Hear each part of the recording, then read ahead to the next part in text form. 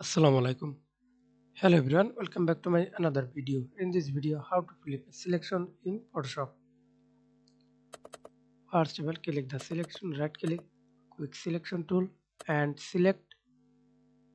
Yes, I already selected this. Then press Ctrl T, right click, flip horizontal, vertical and best way, press Ctrl Z for duplicate layer.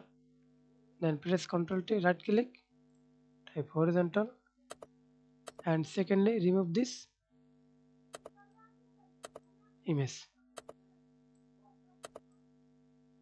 Thanks for watching video. Please subscribe to my channel, like, comment, share.